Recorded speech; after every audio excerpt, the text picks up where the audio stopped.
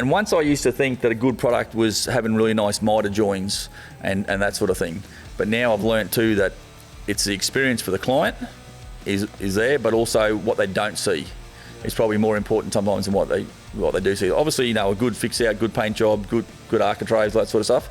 Yeah. But as we go back before, the frames, good straight frames, nailed together well, all those sort of things is what make the bones of the building.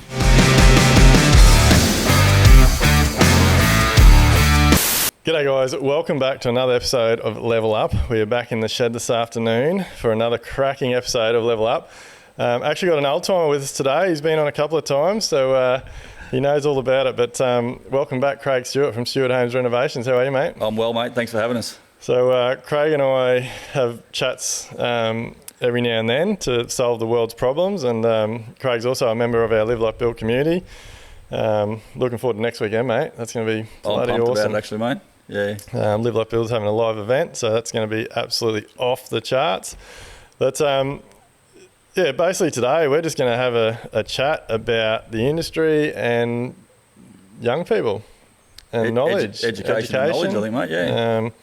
I'm looking forward to this because I think it's a topic I could talk all day about. I agree.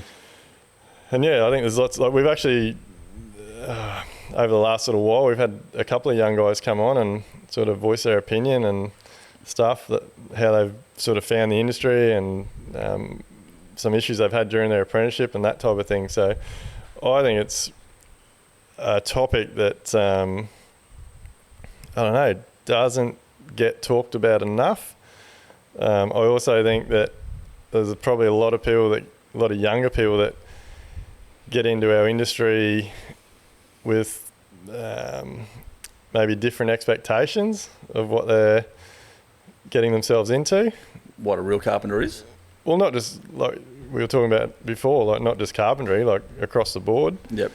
I think there's lots of people that get into the industry because they just see the dollar signs. Like there's lots of reasons, but I also think that the government tends to throw a lot of incentives around and definitely over the years has flooded our industry with people which have now ended up untrained or not skilled enough in what they do, and has led to like us having a lot of trades that really aren't qualified enough to be doing the work they're doing. Yeah, I got to agree with that. I think the skill set is a big one. Is the young apprentices coming through or the young tradies think that they've got enough knowledge. Some of that could be attitude, some of it is just that they haven't been pointed in the right direction. So I find that a lot is that when some of those guys come to us and we ask them to do things, they just haven't been told or taught the correct way of doing stuff. So they're wanting to shortcut things. And I think that comes back to probably a little bit of their passion, or whether it's just about a slap-happy project, putting it together. Yeah, I think, I think it's definitely something I could talk about all day, but it's like everything in this world now, everyone wants to be here straight away. Yep. And they don't want to, they think that everyone thinks they're good enough to be paid more or have a different role or a different position. And I don't know if it's just the way the world's gone. I don't know, I can't explain it, but I know, I'm not that old, I'm 43. I was brought up, like everyone in my family, a lot of them are in trades. They all work hard. Like I got kicked up the arse. Like I was always taught to work hard. Like I was mowing lawns 12 years old. Like I think I had my first business when I was 13. But I just knew that, I was told I had to work hard to get somewhere. Yep. And it's sort of true to a certain extent, but now I know it's not just working hard, it's also working smarter. But you had to earn your way and your through. stripes. And I don't know, I just don't see that in a lot of young people anymore. Like they just think that they start here. Well, it's not just young people, it's right through, it's everyone, but like you can just start here, get to here, and you can earn a fortune, like even though you don't have anywhere near the skills that you should have. Yeah, but does that come back to work ethic as well? I think it does. You know, yeah. I think that's instilled in you more. Definitely when I was younger, I was mowing lawns. Like my dad would come and inspect the lawn before I went and told the people I was going to get paid for it. Or if it wasn't your old man, it was the people you're mowing the lawn for. Yeah, that's exactly right. So that work ethic is instilled in you, I think, which is probably lost today a little bit. I see that a lot. The care factor, I suppose, the passion I said before, the care factor just doesn't seem to be there. So people just want to rock up, smash it together, leave, ask for the big bucks. Yeah. But they're missing all the in between, all the important parts of the quality of the job, the technique of the job, just the skill set of the job. As we talked about before, tools. Tools to me are a big thing. What you've got, how you use them. Hand saws, like blokes don't even know what a hand saw is these days. Well, again, it ties into what I'm saying, mate. Like we're living in such a fast-paced world that people aren't getting taught properly. They don't have enough passion. Their parents probably both work, so they're probably not getting enough time around their family. They're not getting that work ethic instilled in them. Yep. And then the tool thing is the same. Like we're just... Like it shits me to tears. Like it's a throwaway society. So the reality is, it's cheaper to just keep buying a $6 handsaw than it is to actually. Like I honestly couldn't even tell you because I don't go to the tool shop much anymore. Can you actually still buy a good old saw that you can sharpen? Well, I'm not sure because it's a long time since I've seen them. Yeah. But I actually bought all my good saws from the markets. Yeah. And then had them all. I got some up in the back of the shed, mate. Had them cleaned. And then had them resharpened, but I also had some recut. So I changed the teeth, like the points in them. Yeah. So I had them changed to suit what I wanted. See, mate, you could talk about this to some young people now, and they would not have a clue what you're talking about. No. Like I remember even before I did my time. So I started at 15 years old in a truss and frame factory. Yep. I started on the cutting floor of the truss factory, and again, it was just like I think it makes it so hard for me, and what frustrates me so much, seeing people that I employ now, when they don't do things that I know, like I've been there and done it. And like I was actually only talking to my wife about this the other day because we've got some new people at the moment. Mate, I was 15, and admittedly I was playing sport and doing things, well, not really playing sport, but I was doing things to be fit. Yep. And mate, I was 15. One of my jobs was so the guy out in the yard that was stacking the timber to come into the cutting shed that we would cut and lay out in an order where then the fabricators would then lay it out on tables and press the trusses together. If this guy in the yard stacking it, so part of the stacking job, because I did it for a little while, was you had to like quickly view the timber before you stacked it, make sure it didn't have cracks in it and it was all structurally sound before it got to the cutting shed. And then when you're in a cutting shed, while you're cutting it, you also had to check it and make sure it was good. And so if there was the wrong pieces of timber put in, or you were cutting it and you felt there was something wrong with it, you had to run out in the yard and grab your own timber. Yep.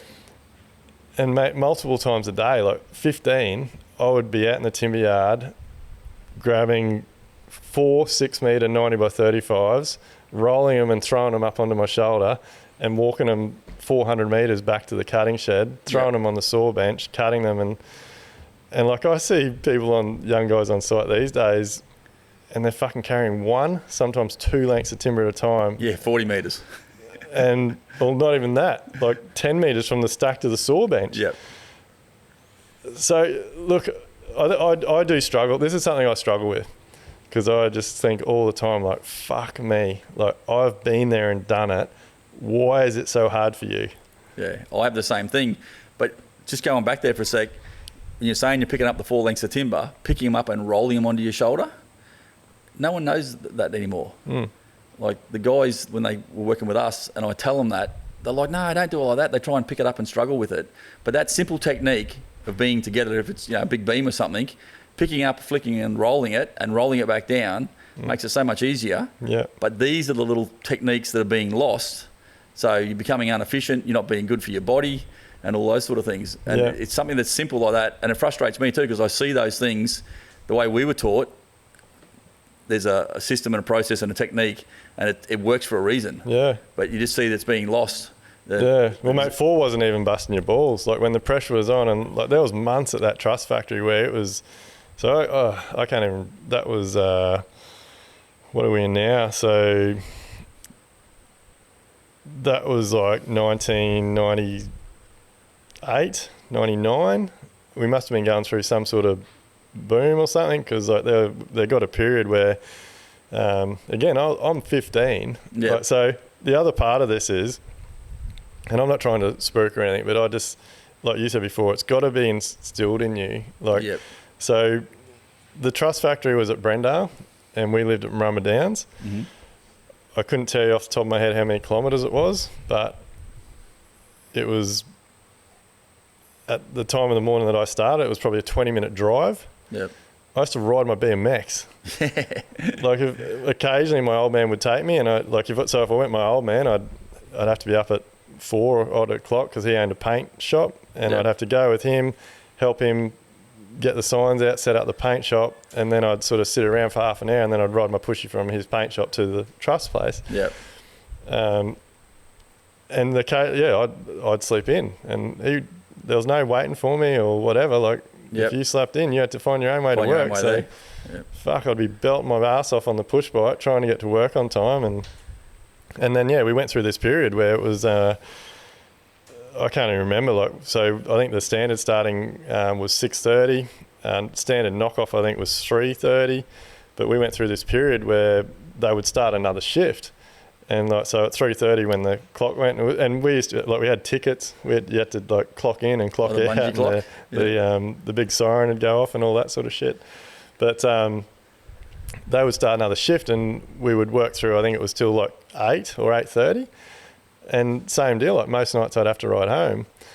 And I couldn't see too many young people doing that sort of stuff now. But going back to what we're talking about with the tools, like I saw it there. So like there was people that used to come into the truss factory, and like we would have some downtime because they'd take all the blades off and we'd sharpen them. Yep. So I learned a little bit about sharpening. And then when I started my time, like my bosses had, I can't even remember what we had leather cases. I've still actually got one sitting on the shelf there. We had a big leather case for your power saw blades. We had a big leather case for our drop saw blades. Yep. We had hand saw cases. We had chisel rolls. Yep.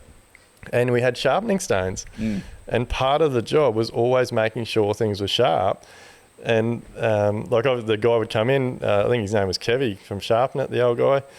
And yeah, he would come up. He'd basically travel around job sites. You'd call him up, you'd book him in, he'd come to your job site, you'd give him all your blunt gear, and he'd retooth it and sharpen it and stuff. But like, that stuff just doesn't happen anymore. Nah, we had one of those guys years ago in Caloundra when I was down there. Yeah. And he would turn up on the job site, and you just take your tools, put them out for him, he'd sharpen them all. Yeah.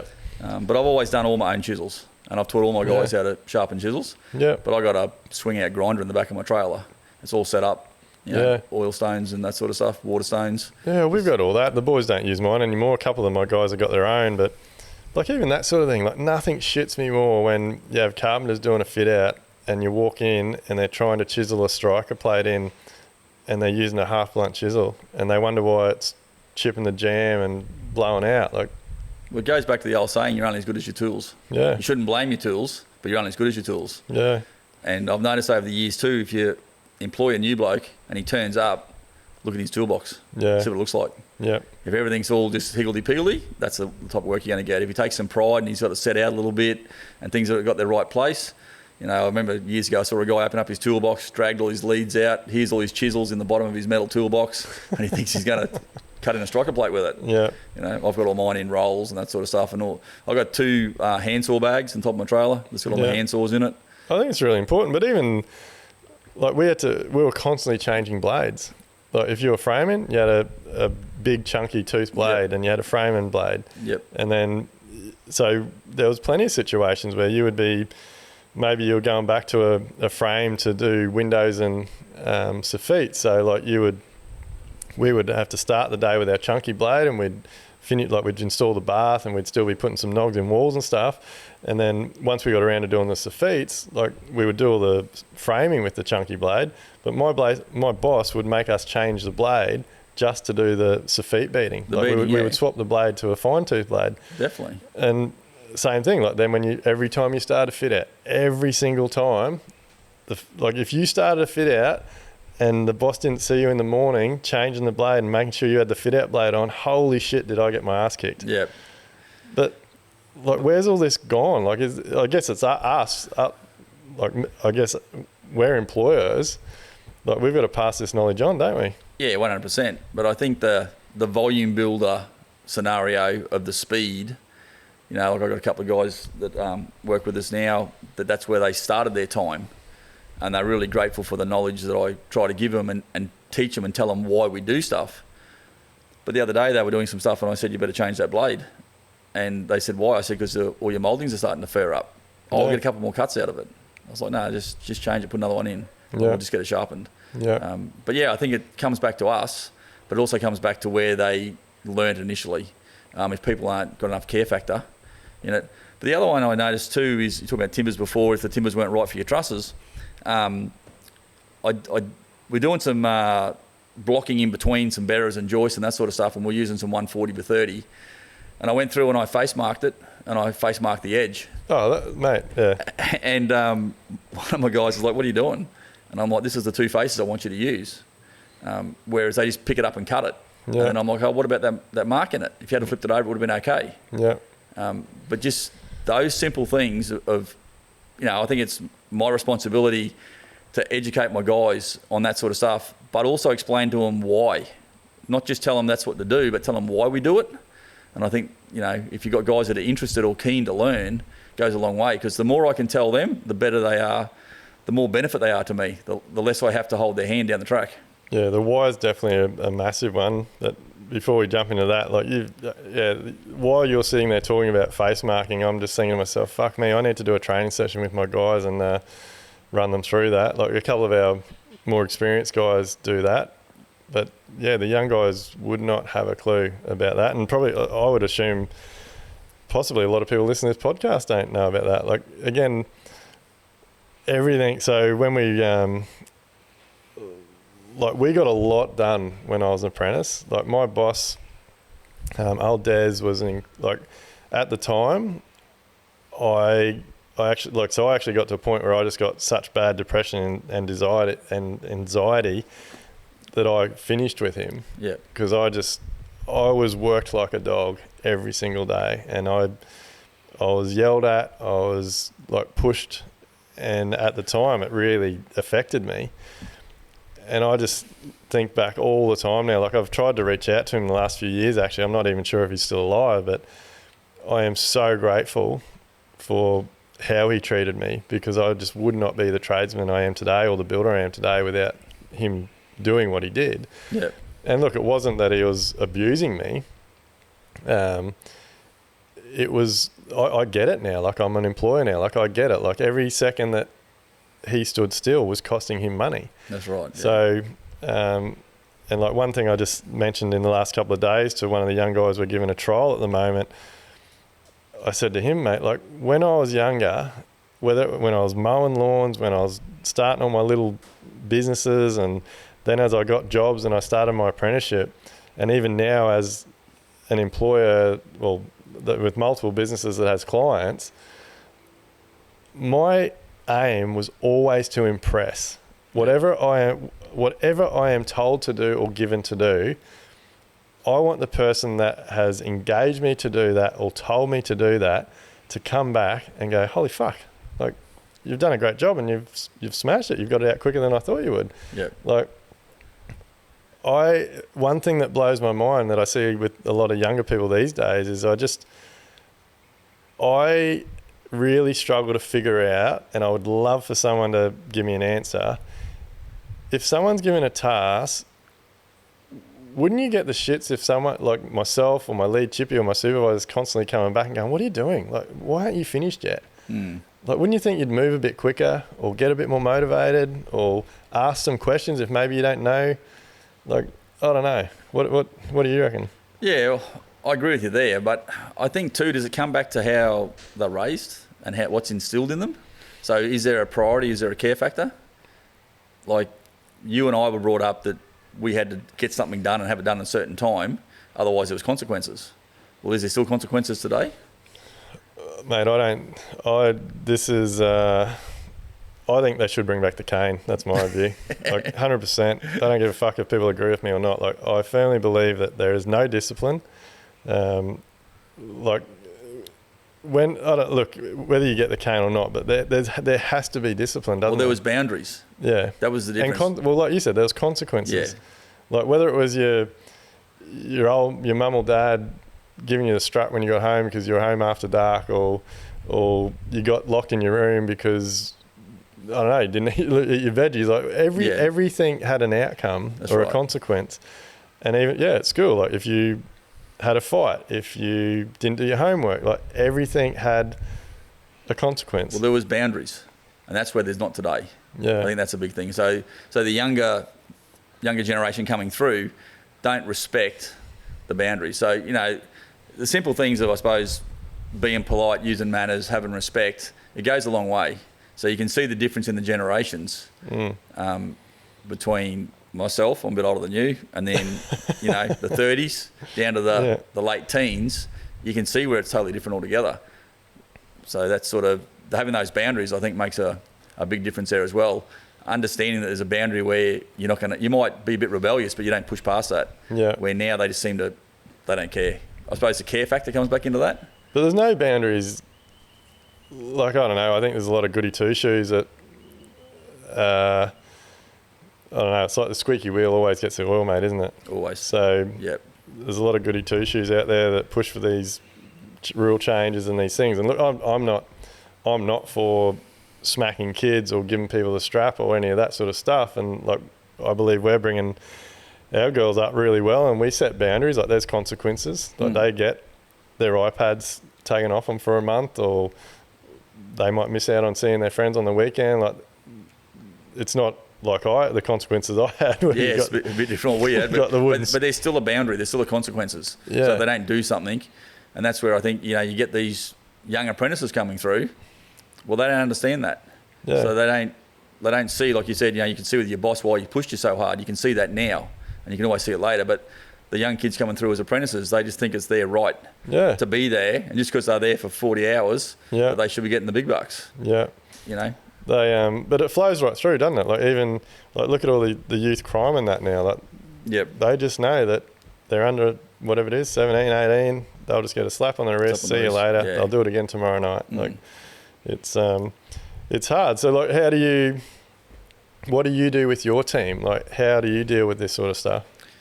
So I find the more information I can give them and tell them why I want something done a certain way, I think they take it on board and appreciate that better. So just by telling them I want this or do this, but actually explaining to them why I want it done that way, or why I want those amount of steps carried out, then the penny starts to drop. We recently had a job where we did this big slab, and we had 3 options, and I just asked the team where to put the mesh, you know, the bottom, the middle, the top, and I had 3 different answers.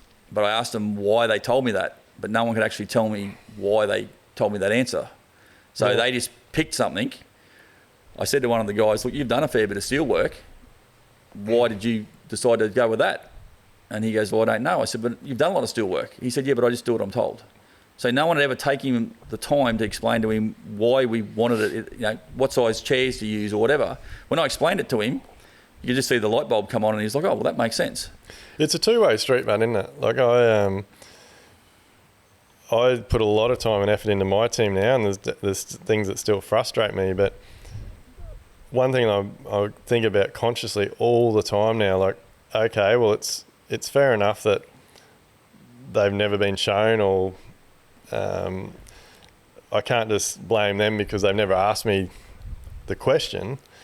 So, like, ultimately, I've got to take ownership of everything, and not assume that they know, especially when you get new trades and things, like, and make them, or just point out questions, or ask them, hey, like, do you know such and such? Do you want me to talk you through how I used to do it? Like, all those types of things. So it's a lot of it does come down to education, doesn't it? Oh, 100% education. And assuming, I think that's the biggest one.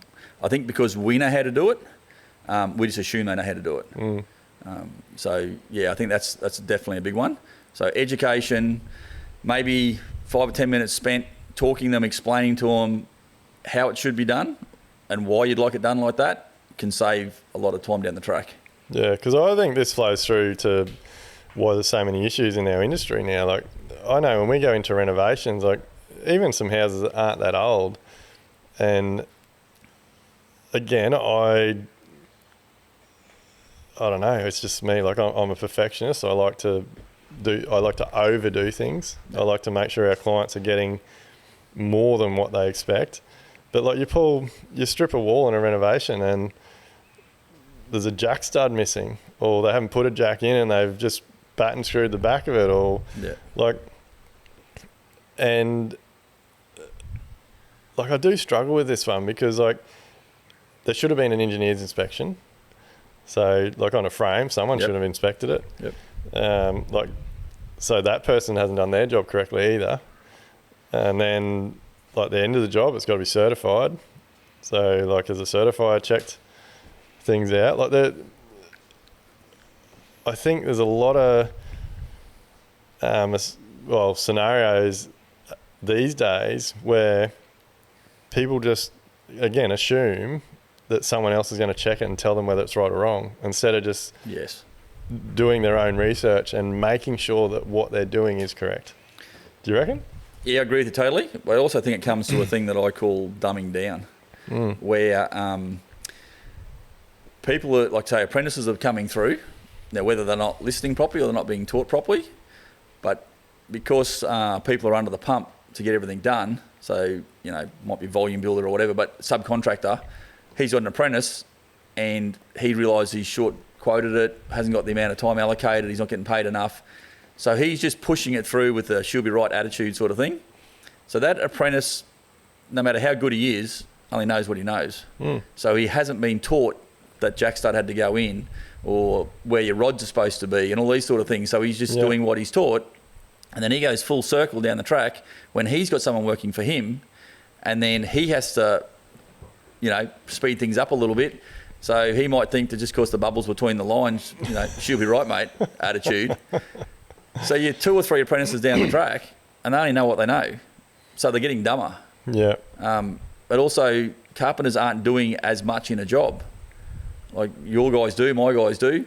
But a lot of carpenters wouldn't even know how to set out a house. Yeah. Put profiles in.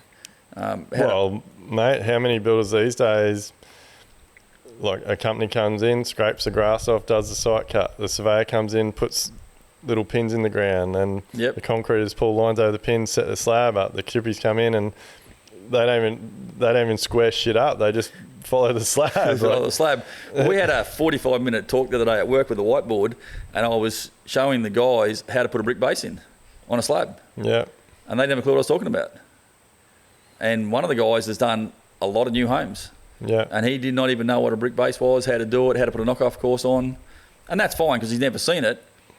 But you could tell the penny dropped when I actually started drawing it up on the whiteboard and how it all worked. And I talked about the cavity between the slab and the brick of all the rubbish falling down in there, and then how it holds moisture and everything else. But if you do it the way we used to, when you put the brick base in and the concrete's hard up against the back of it, and he's just like, oh, wow. He's like, that's unbelievable. Yeah. But I know, you know, it gets down to time and money and all the waffle pods and the shutters and that sort of thing. Do you think old timers, like older than us, sit around and go, fuck me, these blokes don't know what they're doing?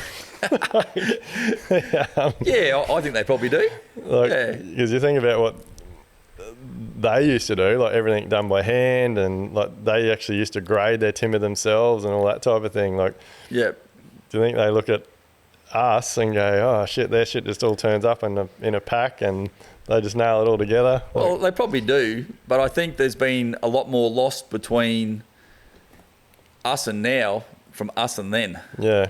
You know, I think there's still craftsmanship, there's still technique, there's still skill set there. Yeah. That's what I get frustrated with.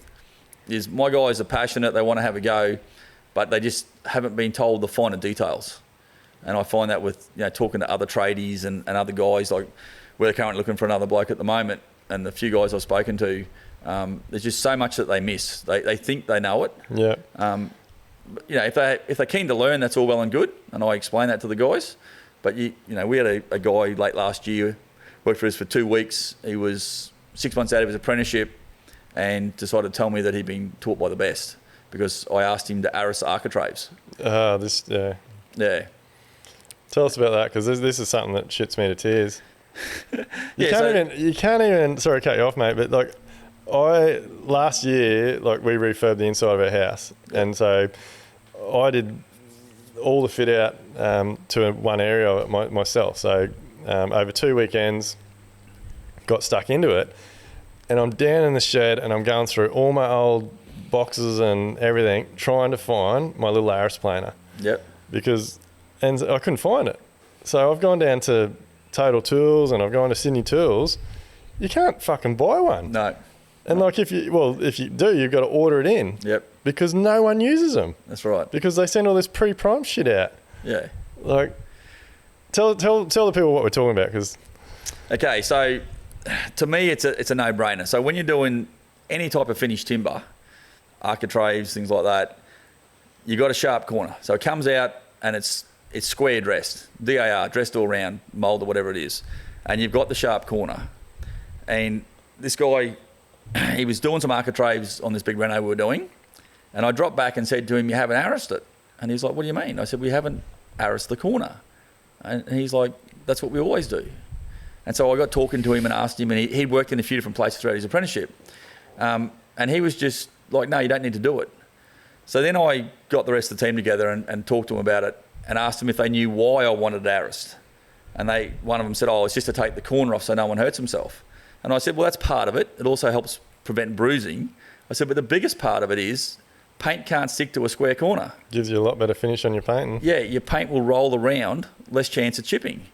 But I've come across another guy since then, exactly the same, who reckons that they don't arras anything on their jobs at all. Well, like these days with the pre-prime stuff that they sell, most of the architraves and that in there, like you can't arras it. As soon as you arras it, it chips all the pre-primed and... Yeah. But like even what I would actually, while we've been talking about this and just thinking, like, I would like to go backwards and forwards right now between you and me. Yep. On shit that's been lost. Yep. So first one is the arrasin. Yep. So it does give you a far better finish on your paint. And like, that was always my job. Like, you'd cut all your architraves and then you'd stand at the saw bench just arras and everything. But the other part of that was you had to know which way the grain was running, because if you tried to arras the wrong way against the grain, you'd take big chips and it'd look like shit. Well, that's just on that alone is just recently I said to the boys, because we were using unprimed and they arrased it and it went up on a door or a window or something, and I said, "Oh, but it's a bit furry here." And they said, "Oh, that's the grain." I said, "But what's the bit of sandpaper for?" If you need to, quickly run the sandpaper over it, because the painter turns up and he's like, "Oh, not my job." Yep. He paints it and then you see all the furry stuff. Yep. So it's just taking that little bit extra pride. But yeah, arrasing is a big one. Yep. Yeah. Well, that's the second one, sandpaper. Like, I was taught my whole apprenticeship, like, you have a piece of sandpaper in your nail bag all the time. Yep. Like, it didn't matter what you're doing, even framing. Like, if my boss ever found me, like, so my boss actually used to do random checks. Like, some mornings I'd get up and I'd throw my nail bag on and be starting to get into it. He'd go, "Youngin, show us your fucking nail bag." and he would check how sharp my chisels were. So the other thing I used to get in the shit for, if I didn't have my chisel in the right pouch, so we had to have proper chisel pouches, so they were in the leather and they didn't stab into your legs. Yep. If I hadn't, for one reason or another, if I had multiple chisels on me and they didn't fit in my chisel pouch and I'd just put them in another part of my nail bag and they were getting chipped and damaged by nails or whatever, I'd get in trouble for that. Yep. If I hadn't, like, if we had changed, like, I don't know, if the day before we were doing soffits and I had soffit nails in my nail bag and today we're framing and I hadn't put the soffit nails back in the soffit box and had the right nails, I'd get my ass kicked for that. That's one of my pet hates. Yeah. I had a guy a few years ago, about once a month he would just up in his nail bag on the floor and it was licorice all sorts. Yeah. And I used to say to him, "Why don't you just go back to the trailer, there's all containers, take it out, put it back in." Yeah. Yep. And then, the sandpaper. Like, if I didn't have sandpaper in my bag, I'd get my ass kicked. Sharp pencil, Stanley knife. If my Stanley knife didn't have a sharp blade in it, yep. So like another one, like we've talked about the facing. So like, we didn't really get into that, but like, so facing is putting your little, I don't even know how you describe it, but like you go up and you do your loop. Like an F. Yeah.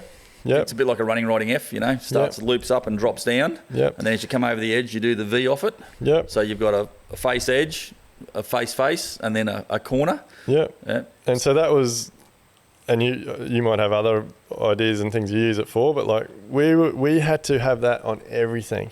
Like if we were doing Safite mouldings, we had to have it on that so they knew which way, like when we walked it back to them, they knew which way it went. Safite sheets, like you'd always have your face edge so they knew which side to put in the fascia or which side went against the wall or whatever. Like I don't see very much of that now, and that's like seriously, as I'm sitting here, we're having this conversation, I'm literally making this list in my head of my next training day I'm going to have with my team. But aren't they simple tasks that we've lost? Yeah. That actually tells the next person. Yeah. So your Safite sheet, your moulding, whatever it is, you're at the saw cutting it, you walk it around the corner, pass it to the bloke and walk away. Yeah. He doesn't need to go, hey mate, which way's it go? Yeah. He can have a look, it's marked out. See, another one of my pet hates in mouldings is that you get them delivered to site in the garage, wherever they end up, and every trade walks over the top of them. Oh, yeah. Yeah, protecting your gear. Yeah, just walking all over your gear. But so you pick it up and you have to check it. So if it's a bit of square dress, you might use this end of it on one face, but you might use the other end on the other face because you might have to roll it over because there's a bit of damage in it. Yeah. Where the guys aren't taught to look at that. They just pick it up, cut it, put it up, and all of a sudden there's a hunk in it. Yeah. And I'm like, take that down because that's no good. Yeah. So I really like to, it's about the finish, taking the pride, delivering like the really nice product at the end of the day. But just taking some pride, but educating those guys so you're not going back and having to redo something. So it's those small steps that I talk about dumbing down that are being lost. But same thing, like you should be, like, well, this might be the next one. Like you're always taught to view your materials. Like if you're cutting a Safite sheet, like is it appropriate? Like has people been walking over it? Has it got stone bloody walked into it? Like your architraves, like when you're cutting architraves and skirting, like have they been damaged? Like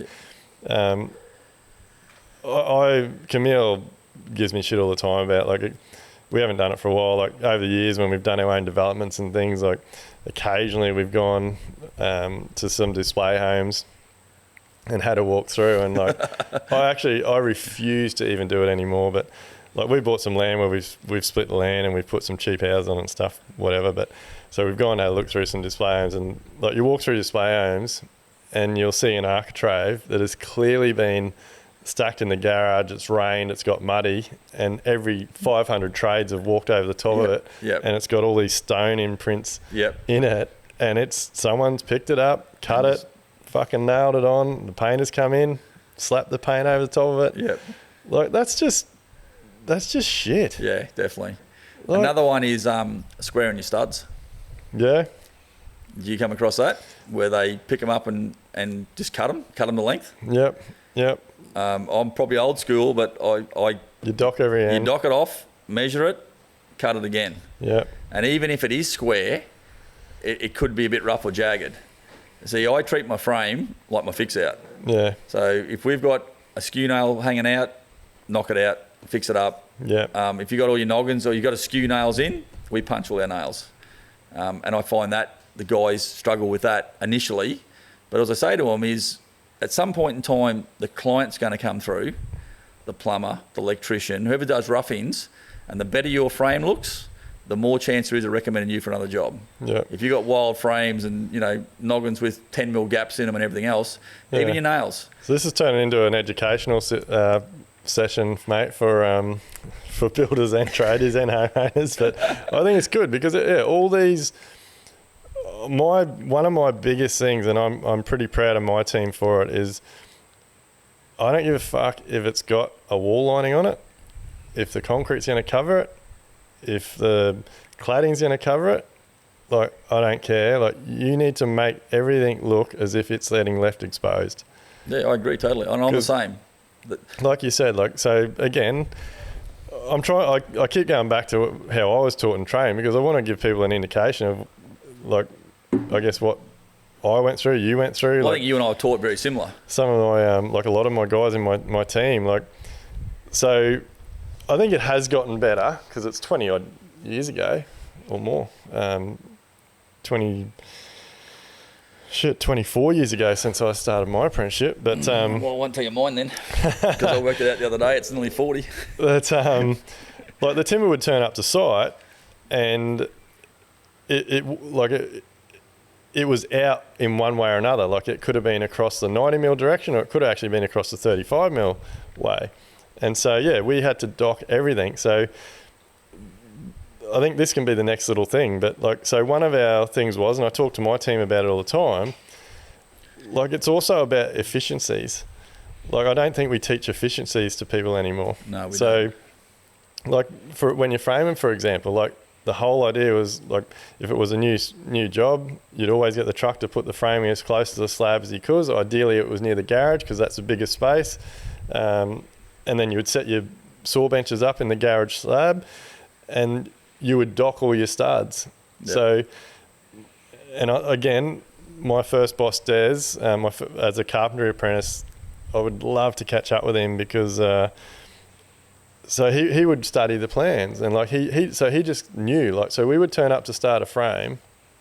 I started talking about this before, like we were so efficient. So when we turned up to start a frame, so I was the apprentice, and then it was him and his brother. So very first thing we would do, the three of us would work, well, I'd get the gear out, and the three of us would work together to square the slab up. So, and there was generally by the time we got there was no profiles. We did a lot of work for volume builders. Yep. And so we would have to square the frame up and establish a square line. I think that's something that gets lost these days. Like every single job we do, one of the first things we do, whether it's renovation, new house, is we establish a square line through the building. Yep. And those square lines are flicked. If it's an existing house, we will pull square lines and we'll transfer those lines onto a bit of plasterboard wall or onto locations through the house that we can always refer back to. Like a datum line. Yeah. Yep. And so we know a perfect 90-degree square, both directions in the house, and that gets referred to through the whole job, the framing, the tiling set out, the whole lot. And then Des would stand there with the plans. He would read the plans out, and then Bobby and I would hold the tape and make the marks and flick the slab out. We would flick the houses out literally in half an hour to an hour. Like they were most of the time they were 180 to 240 square meters. Yep. And then he had a cutting list.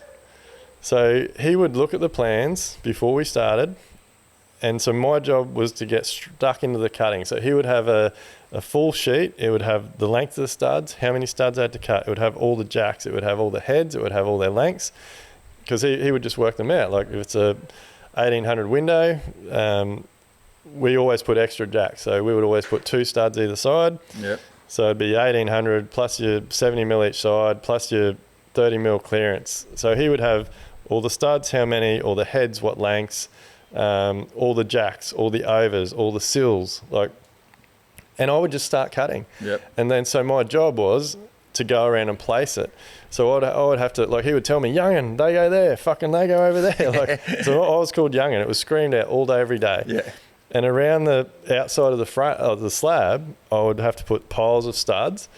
And then by the time I'd finished cutting that, him and his brother would have walked around and they would have a cutting list for me of the plates.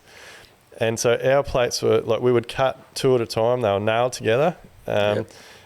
If I ever tried to cut in plates individually, man, did I get my ass kicked.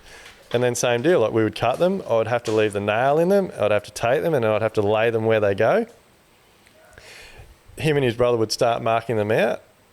As they're marking them out, they would bring them over to me, and I would have to dock the undersides of where any doors were. Doorways, yeah. I think that's something that gets lost these days. Very much so. Because we were talking about this before. People just want to hit it with a fucking reciprocating saw and cut it out. Like we had to cut it halfway through so that when you're using your hand saw, your hand saw didn't hit the floor. Didn't hit the concrete and wreck the blade. Yeah. With the teeth on it, yep. Geez, this is bringing back memories.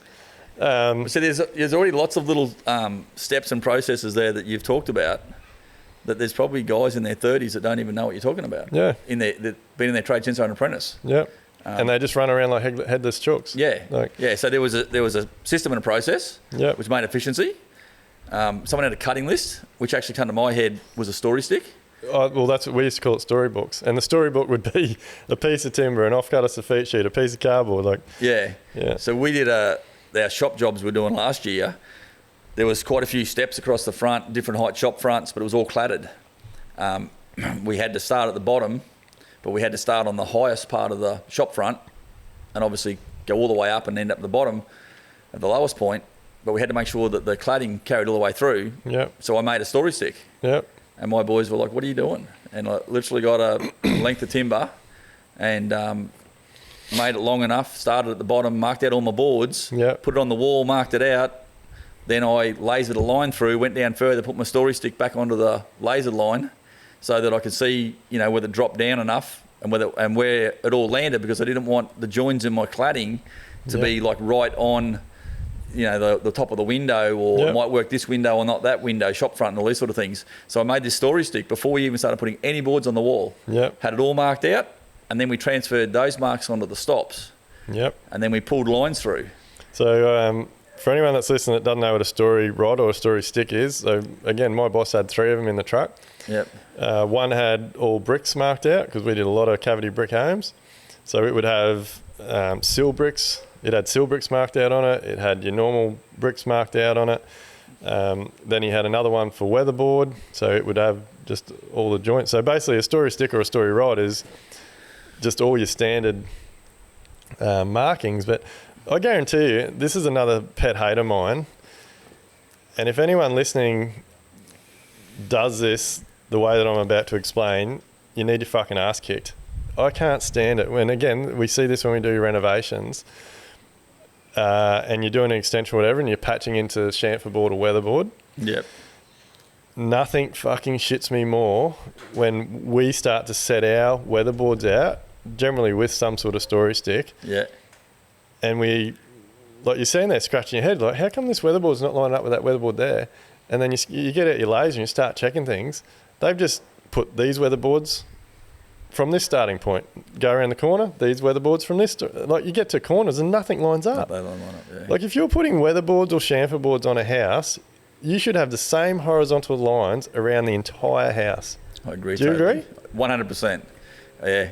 And we've done renovations and extensions on houses where you've got to, like, you're coming across the last wall and you've got to run them on an angle because the existing ones on that side, the existing ones aren't the same height. Yeah. And you don't have an option without ripping a lot of boards off. It shits me to tears, mate. And it's, again, I've been to volume builders where I've seen it completely out. But, like, so back to the story rod. Like, a story rod, the first thing you should do, shouldn't you? Like, I'm loving this, actually. I don't know if you're getting anything out of this, but it's bringing up lots of old memories for me, and it's definitely reminding me of shit I need to teach my team. But it was just taught to you, wasn't it? It was the first thing you did. Like, when you got to a point, so I guess with the brickwork. So we did cavity brick. So while I'm cutting the timber, the boss is starting to mark the wall plates out. He's using his story rod to make the windows work full bricks. Work brickwork? Because, mate, if we didn't set out brickwork and the brickie had to cut bricks on every single corner and against every single window, fuck me, like, did we get in the shit? Yep. So everything had to be set out to work brickwork. Like, how many people would know how to work out brickwork these days? Well, they don't. And that's one of the things I was talking to my boys when we had the whiteboard out and I was talking about the brick base. I then talked about marking out your windows. So we'd often do what they call a loose stud. Yeah. So when you make your frames up, you'd put your starting just tack it in. Yep. So that you could pull it out and potentially push the window one way or the other. Yep. Because you've got the base already in there, you would mark out the windows because the brickie could cut half bricks with his bolster because we weren't running brick saws like they do today. Yeah, well, half bricks were fine. Yeah. Like, you get your half bricks, but yeah. They don't want to be running little quarters and things like that. So you'd make things move and adjust them around. Yeah. So it comes back to what we were talking before. First of all, the system and the process, but also the why. You know, the story stick. So as you're being taught why you do that. Where today you're not being taught that. Yeah. And then with the cladding, like, hey, like, as soon as you got to a point where you're starting to set out your cladding, you run around with you get all your corner stops set up, and then you go around with your story stick and you mark all your cladding on your external corners, on the stops. My guys, it's one thing that I'm super proud of. Like, they're good at doing it now and getting everything set out. But I love turning up. we're probably chopping and change a bit, but one thing that I think is lost is preparation. Yes. Because everyone's just rushing to get everything done. And it comes back to what we started today off with, like whole society, whole world being fast, people not learning, parents both working, like not getting spending time, like everything is busy. Yeah. But I'm the biggest fan of like prior prep. You see it on a t-shirt. What is it? Prior preparation prevents piss poor performance or some shit. 5 or 6 P's or something like that. It's like with the cladding, like you get your corner stops on and you go around with your laser, you set your datum up, and then you go around with your story stick and you mark every single horizontal joint out. Like these days with all the Hardys and the WeatherTex products, and now they've got these, I don't even know what they're called. We don't have them, like those cladding spacer things. Mates. Yeah, clad mates. Yeah, we don't use them either. Like that, to me, that like, yes, it's not a bad product, but that's just completely lost what we're talking about. Because with that, you put your bottom board on, and away, like you're not checking anything. You're not checking your corners. You're not marking all your corner stops. You're not making sure that the cladding's going to be level and horizontal around your whole building. Well, see, it also just comes back to, I suppose, laziness and complacentness. Yeah. But some of your boards are designed like a chamfer. You know, they've got the plastic lip on the back or your WeatherTex, but they can change. Yeah. So people are just going, because it's set up to sit on top of each other, she'll be right. Yep. But we've actually, you know, especially in the WeatherTex and stuff like that, which I love that product, but we'll check them every so often, make sure we're still going parallel. And sometimes you've got to push them up a little bit or just down a little bit. That's the thing. Like you should have a couple of mil in every joint. Yes. Because what happens if you have a, because when you put your joiners on, that adds a couple of mil. Yep. So what happens if you do one wall that's long and it's got multiple joiners in it, so every single joint has creep 2 or 3 millimeters. Yeah. And then beside that, you've got a little short 12 or 1500 return with no joiners in it, and you just go and slap them all on top of each other. By the time you get up halfway up the wall, you could have 15 mil difference. Discrepancy in them. Yeah, definitely. Yeah. Whereas if you set it out with a story stick and you have the bottom of your boards on every single... Like, for me, it just makes it quicker. Like if you go around and set all your corner stops up and every stop has the bottom of your weatherboard marked on it, literally all you're doing is cutting the boards, sliding it to line up with your marks and nailing it on the wall. Nailing them on, yeah. It's not rocket science. But it also gives you the ability to see where your joins land, where your rips are going to be over doors and windows. So that first board, you might rip a bit off it to drop it down so it works better. You know, all those sort of things, where it lands on your soffit. So with your story stick, you can go through and check all that stuff to get a better finish. So you're not putting a tiny little piece in the top. Yep. You might drop your first board down, rip some off it. Yep. So you've got a bigger piece that goes over the top of it. Yep.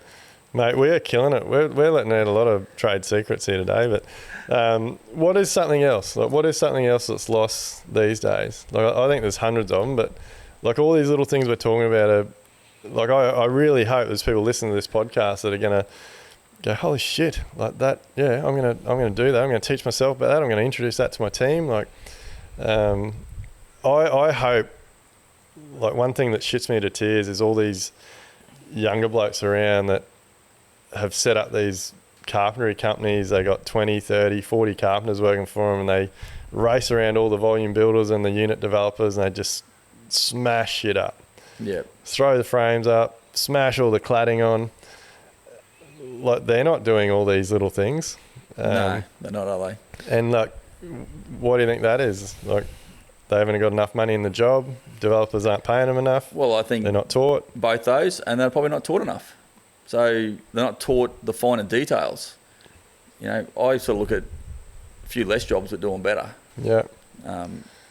Probably being old school, I suppose, but I think they just aren't taught the right methodology of doing stuff. Yeah. The amount of guys that you talk to that don't even understand installation specifications, you know, about whether there's supposed to be 2 mil gap, like on a WeatherTex board off the stop, so there's room for it to move. They cut them all tight and then wonder why their stops start rolling out and that sort of stuff.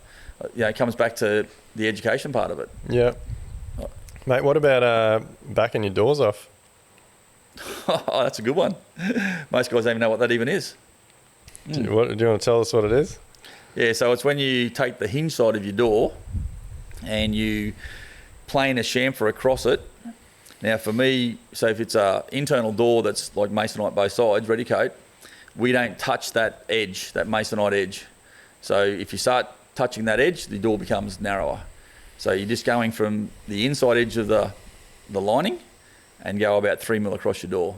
So when your hinges go on, they don't bind up. Yep. So when they close, they're not pressing on themselves, but also gives room for the paint.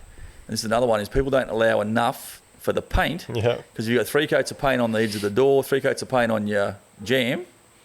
All of a sudden there's a big build up, and they wonder why their doors are, rubbing when they close. Yeah, so for all the builders and chippies out there that maybe don't know what backing doors off are, if you're installing your doors and you're shutting the door once you've got your stops and your lock on, and the door is wanting to spring back at you, that's because you're not backing your doors off. Yep. 3 mil's perfect. Like, again, that was one of my jobs. Like, the pile of doors would be in the garage, and yeah, you had to run the planer along the door, and you had your sandpaper, because once you run your planer along, there might have been some furry edges. You had to hit them with the sandpaper. And then you'd arris that edge again. Arris the edge again. Yep. So again, that's another very, very good trait of a good tradesman, carpenter or builder. Yep. That's getting lost, isn't it? Yeah, well, the door should be able to, sit 10 mil ajar and not want to spring open. Yeah. But that's, once again, the couple of young tradies with me, they do it, but they were never shown. Yeah. I never could understand why their doors had that spring in them all the time. Fuck, I need my notebook, Shay. Because I'm going to have a team meeting with my boys, and we're going to, we do a lot of this stuff, but yeah, face edging, backing doors off, wedging your jams. Yep. So how are you fixing your door jams? Well, nail-wise, T-nails. Yeah, okay. But I don't know, from what we're hearing, they're sort of going to start phasing out T-nails. Yeah. Well, mate, seriously, we could go all day with this, but that is another pet hate of mine. Like, I cannot stand door jams and windows that get installed with finishing nails. Yep. Like, that's just... Well, the windows is an interesting one. So about, 12 years ago, I went to Mackay and built a house for some friends of a friend up there. And on the bracing ply, I had all these things written down. So I had window sizes. There was a lot of 18 by 6 windows. And after it, there was a number. I think it was 10. But all the different size windows I'd written on this bracing ply with a number after it, which equated to how many fixings it needed. And there was options because it was a C2, so it was a high cyclone area. And I was using what I call thin threes, so hand drives, 3.15. And I put all my windows in. That's how we install our windows with them, see?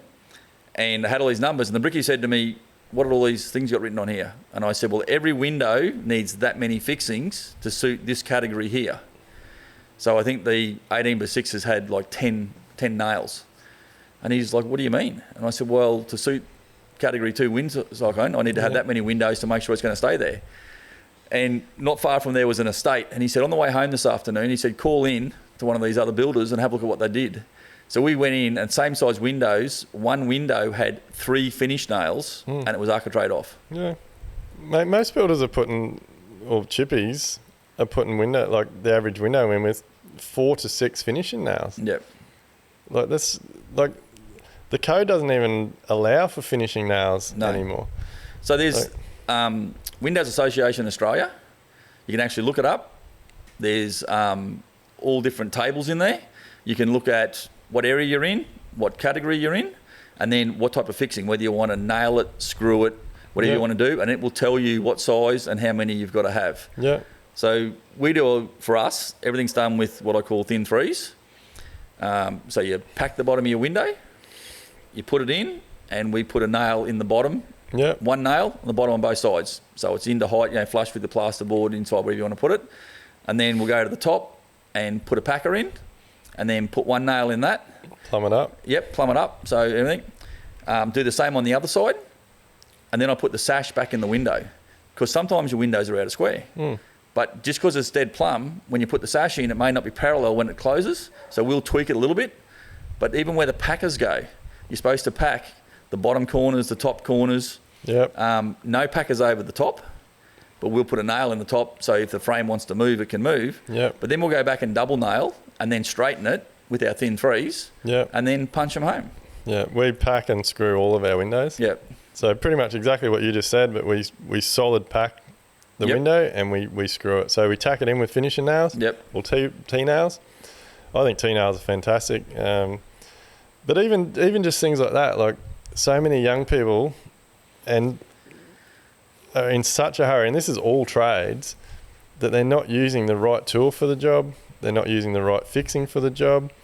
I suppose going back to windows and tools, the old folding rule. Yeah. It is my favourite. And Yep. I get all my guys to get the old, well, you used to get the Raybone back in the day. Yep. Now they're just a Stanley. Yep. But when it's fully folded, it's 10 mil. One leg is 5 mil. And if you've got Villa board, you just be a mil proud. It's 6. Yep. You put it across the corner. You can, there's so many things you can do with it. Yep. But that's how you get that distance. And a lot of guys don't even know how to do that. Yeah, no, and it honestly, my blood boils when you see these people on Instagram that are thousands of followers and spruiking that they're best at this and the best of that, and like you see the shit they're doing, like, mate, you got no craftsman in you at all. Yeah. Like, But I think it comes back to having the craftsman, but wanting to deliver a good product. Yeah. And once I used to think that a good product was having really nice miter joins and that sort of thing. But now I've learnt too that it's the experience for the client is there, but also what they don't see. Yeah. It's probably more important sometimes than what they do see. Obviously, a good fix out, good paint job, good architraves, that sort of stuff. Yeah. But as we go back before, the frames, good straight frames, nailed together well, all those sort of things is what make the bones of the building. Yeah. Do you still pack your door jambs? Yep. And the internal doors? Cut all your wedges? Yep. I see so many jobs where they don't put wedges in their doors, like especially around your locks and your striker plates and things. Like, and then again, like you see doors that are just smashed on with like 50 mil C-brads or just really light gauge finishing nails. What about plasterboard screws in the hinges? Oh yeah, no, not a fan of that. No, we don't either. So we use all stainless steel hinges, whether they're butt or Herloins. Yeah. But we take all the stainless steel screws, and I just give the boys just normal zinc screws. Wait until the painters have done all their stuff, and we go around and take them out and put the stainless steel screws back in, because the painters are going to strip the heads, do something to them. Yeah. And so we just go back and change all the screws later. Yeah, we're similar. Well, we don't change the screws, but we Todd, my supervisor, generally has big boxes in his truck. Like we go through, pre-fit all the hardware, and then take it all off and put it in a big box. Yep. And then generally we'll do the final fit after the painters come through as well. But like I feel, like this stuff that we're talking about, it's all well and good, but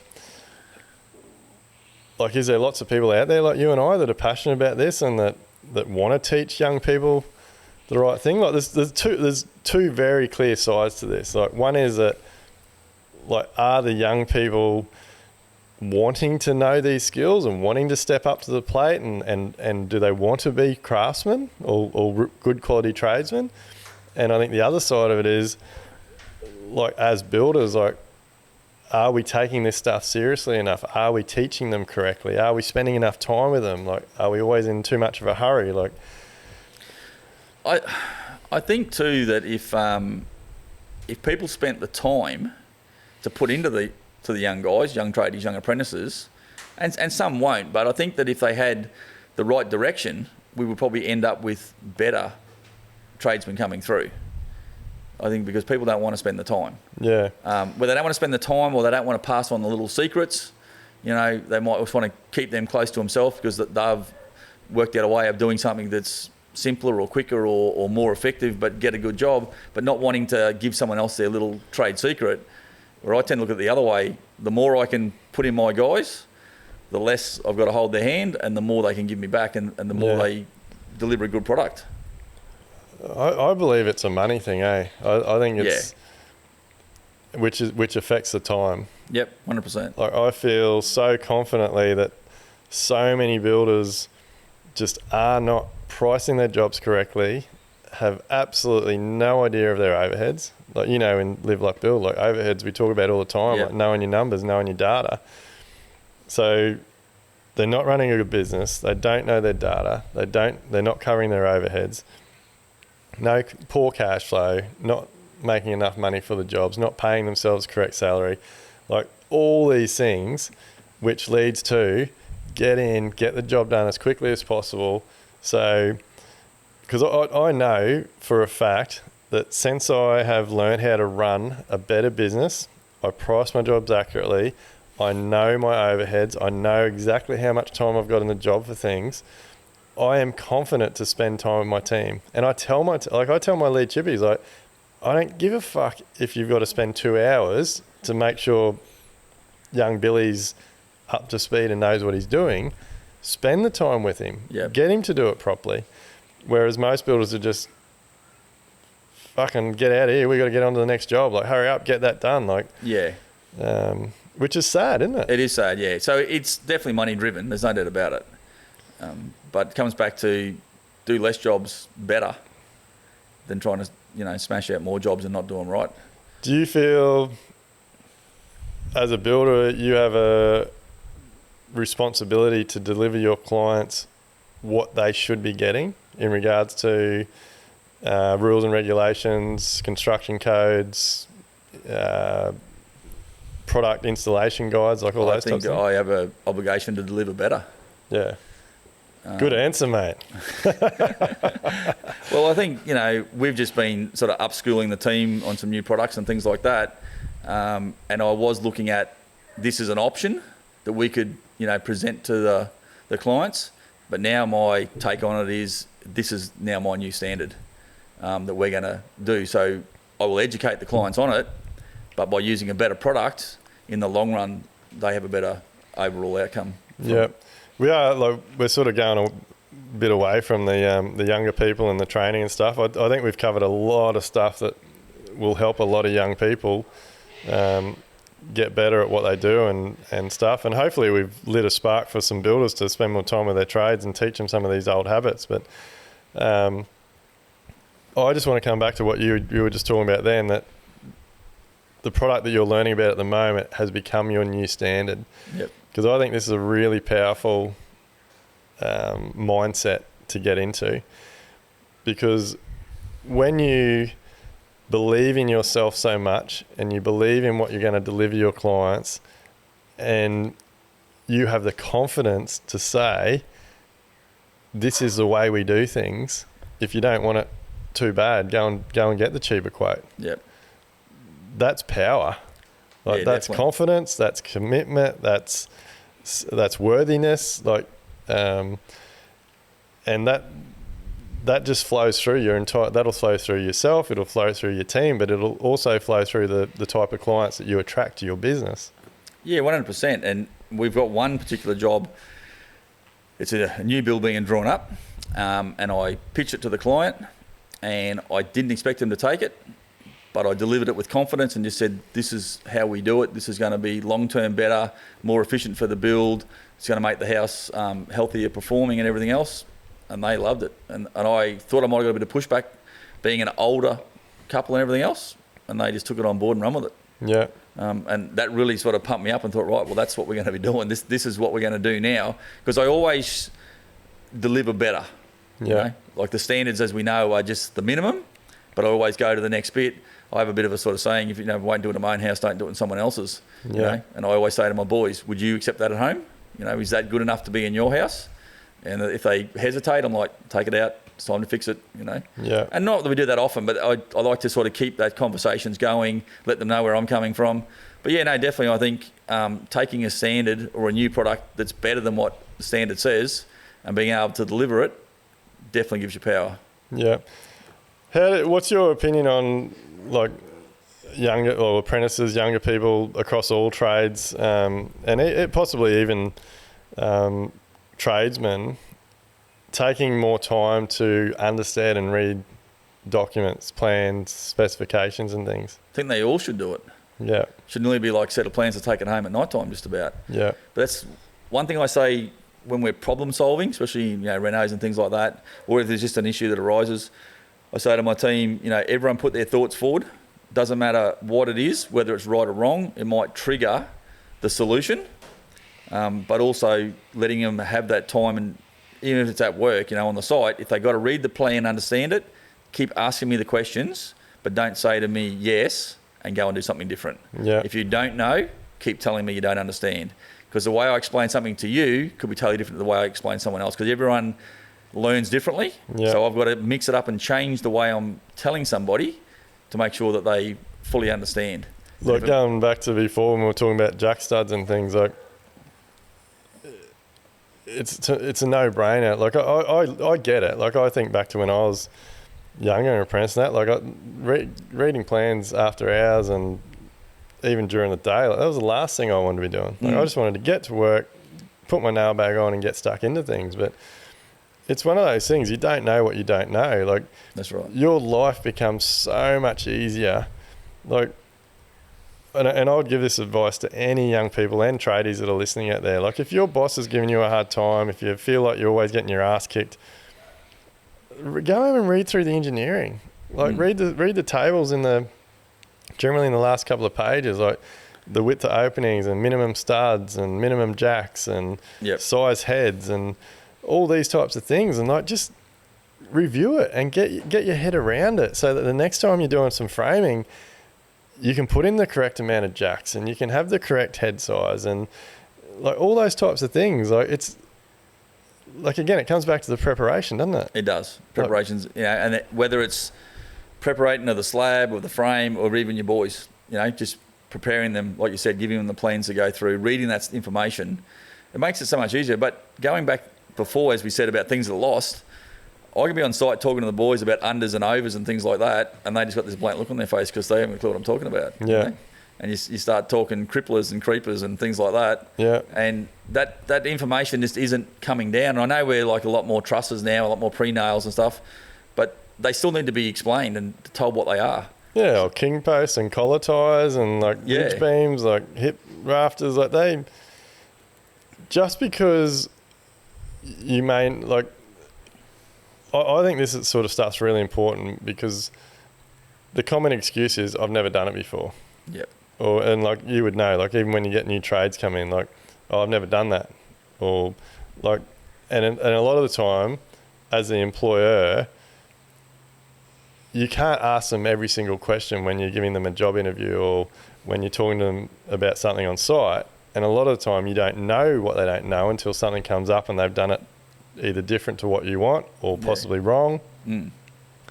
So it's taking the time to explain it to them. But people just can't keep using this excuse that I don't know, can they? No, but when it's I don't know, it should then be, can you please tell me, or can you please explain that to me? Yeah. It shouldn't just be I don't know or I haven't done it.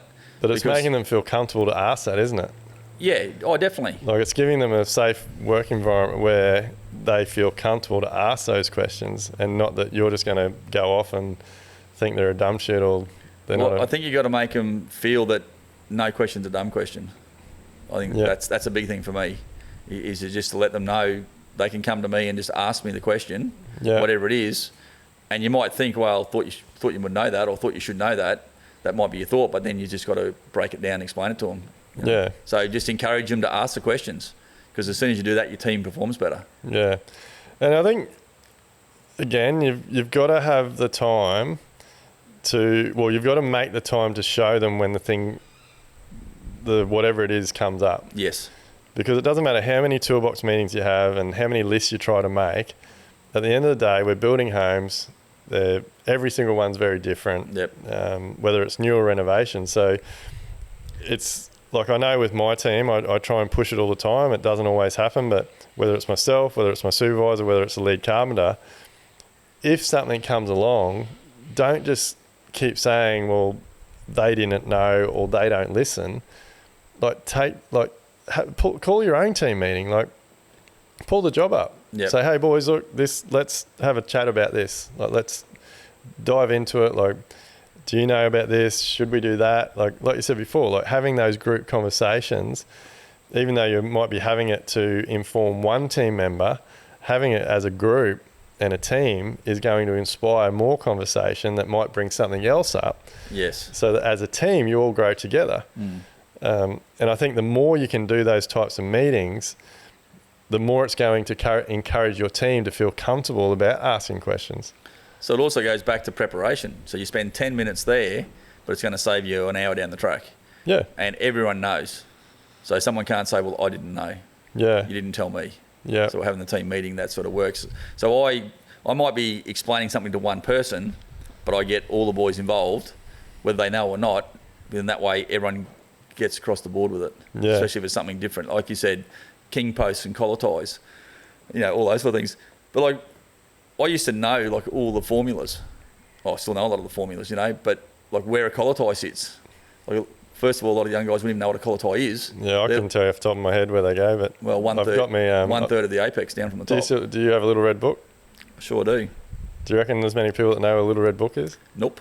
Oh, can you even buy them anymore? Sure can. I bought. Remember when I did the CLT house with you and the two apprentices? Yeah. I bought them a little red book each. Oh right, I might. Yeah. So for anyone that's listening that doesn't know, like the little red book basically had all trade secrets in it, didn't it? It's a roofing book. Yeah. And it tells you your rise and your run and your degrees, and it'll give you the run. Yeah. And you can cut a whole roof out, hand-pitched roof, without putting any timber up. Yeah. It'll tell you your creeper cuts and everything else.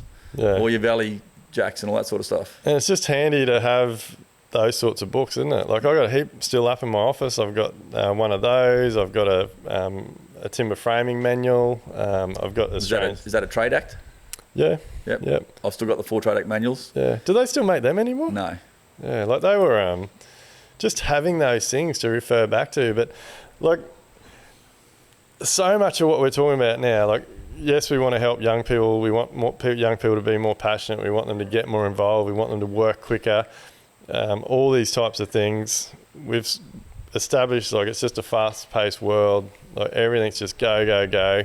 Things get forgotten. All those types of things. But at the end of the day, like you've got to create an environment where your team feel comfortable to want to learn. Yep. And want to ask questions and want to achieve better than the standard. And I think like you're very good at that. Like you're doing lots of things. Like so for the people that are listening, I guess that aren't doing it, you have regular team meetings with your team. Yep, always. Yep. Every week. Yeah, yep. I have multiple meetings with my team.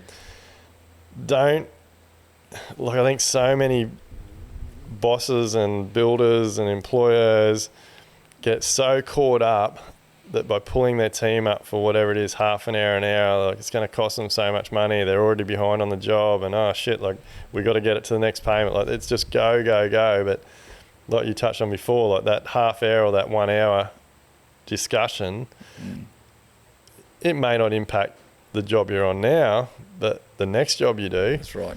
is going to be a lot better. It's going to run a lot more efficient. Yeah, well, we did a 3.5 hour training course yesterday that I paid the boys for, and that's just straight out of my pocket. But when it comes time to use that product, we're going to save more than that 3.5 hours because the boys were hands-on, they got involved in it, they asked questions, so they're going to feel a lot more confident. If I just turn up with a product and say this is what we're using, well, then they're going to go, how do we use it, what is it, everything else, where they've physically gone and played with it, and stapled it on the wall, tried to tear it, all those things. Yeah. So I know they're going to be more confident. There'll still be things to learn, but straight away it's going to be beneficial because they've already had to play with it. It's definitely one of those situations, isn't it? You've got to slow down to move forward. Yes, definitely. So forget about the financial side of it. Forget about what's got to be done on the job. Every now and then you just got to slow down, take the time out and spend some time with your team. Yeah, put some time in to get some results back. Yeah. Something else I thought of a minute ago when you were talking was nailing jack studs together and things like that. How many times, like I see other jobs and stuff too, they just nail them up the centre. They don't stitch them or double nail them. And that's like, for me, I say to the guys, if we use one extra box of finish nails in a whole house, 3,000 nails, $35. Yeah, doesn't mean you just put them in at 200 centres, double them up, and your paint has to go around and spend 3 weeks putting them all up. But no, you want to have nails where there's meant to be nails. Yeah, but nailing them so that they're far enough apart, not just nailing them in the centre, so it's holding your architrave on, so it's not wanting to curl. Yeah. Getting the nail into your door jamb, so that your architrave is actually holding your door jamb in place. It's stitched to the frame. Yeah. Same in your framing, like just putting enough nails or a couple of extra to make sure if you've got a bit of a bowie stud, like you might have to bend it and put a few in and pull it back again just to get it right. It's just a it's a care factor, isn't it? Yeah. Like, how many times over the years have you had a young person on, and like, so we hand nail a lot of our cladding. Yeah, like I refuse to use clout guns and shit. I think it's a terrible way of doing things. I think it's rough. Yes, it might be fast, but I don't believe in it. But like when you're hand nailing things, and this could be decking, it could be weatherboards, whatever it may be, but teaching them to have a feel for their hammer and what they're hitting. Like if they're nailing, and like plasterers, like how many times have you been on a job site and your plasterers are throwing sheets up and someone in the team's using a screw gun, and you can hear by the sound of the gun, they're not fucking screwing anything. Yeah, they're missing. Like, it's not rocket science. No. Like, have enough care to make sure that if you're hammering a nail and it's actually going into the starter and it's holding the product that you're nailing on. If you're a plasterer and you're screwing the plasterboard sheets on, like, it's actually going into the timber. Like, well, so that's another big one of mine. Is we pre-drill and pilot hole every screw we put in. Yeah. So yes, there's screws that say they're self-drilling, but I've actually seen a test done, and it was done with a batten screw, where they'd just driven a batten screw straight in, and then where they'd pre-drilled it with a pilot hole and screwed it in, and they'd done a test on like pulling it apart, and the one that was pre-drilled held way better. Yeah. Because the way it damages the timber, like screws have got a little bit better since then, but we use a lot of Simpson screws, and they say, oh, they're fine, just put them straight in, but we still pre-drill. Yeah, there's certain things, like I agree with you 100% on some things. There's definitely ends of rafters and things that you can smash them straight in. Yeah. Like with has its place, but a big majority of stuff. Yeah. So we'll drill a clearance hole and then a pilot hole. Yeah. So if you've got two bits of material that you might be screwing together, and if you're using just a standard pre-drill screw, that timber doesn't always come tight together. Yeah. Because it'll start to bind up. But if you've got a clearance hole in the first piece and then a pilot hole, that means the first piece is free to move on the shank, so therefore it pulls up tight. Yeah. So I'm really big on that sort of stuff and teaching the guys. That's another simple little thing, mate. Like I believe there's every trade out there is not teaching the simple little things. Like brickies not teaching their younger people how to use their bolster properly, and well, the one thing that all trades aren't teaching people out is clean up. Yeah, you got that right.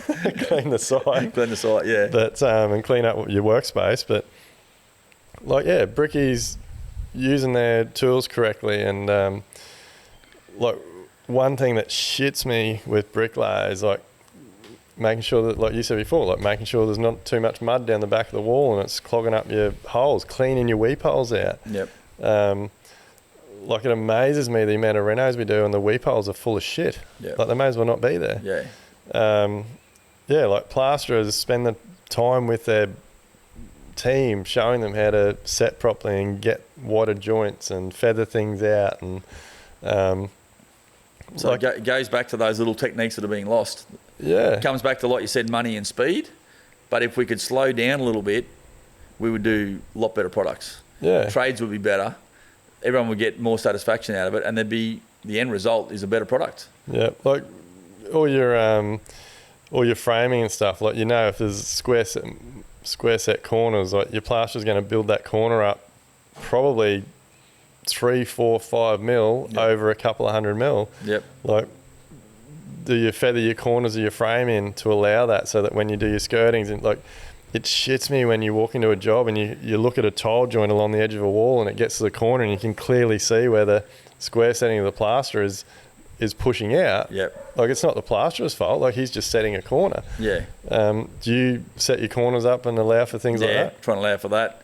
Or like teach your younger people to, like, I'm not on site enough now, and it's something I'll add to the list to talk to the guys about, but in situations like that, teaching your younger guys, like, don't just nail your skirting on. Like, if it's beside a tile joint or it's beside a line in a tongue and groove timber flooring, maybe take 2 mil off the back of your skirting for that last couple 100 mil. Like, feather it out so that you're not noticing it as much. Or the other one is the recess on the bottom of your plaster sheets. Yeah. Go through and put little fibro nails.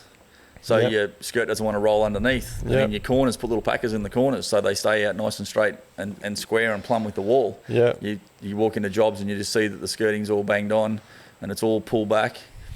Another little trick that we do is when you got a skirting on an external miter and you've actually got the miter comes out and it's obviously sharp, going back to arrasing again. So I use my wide chisel, lay it on it, put it on there, use my hammer, tap it, roll it around the corner, and do that up and down. So your couple of things is you can bring the miter together if it's slightly open on the long point, but also puts a rounded edge, which is then putting an arras on there, less chance of it chipping. But like my younger guys, I showed them that one day and they were just blowing away. Yeah.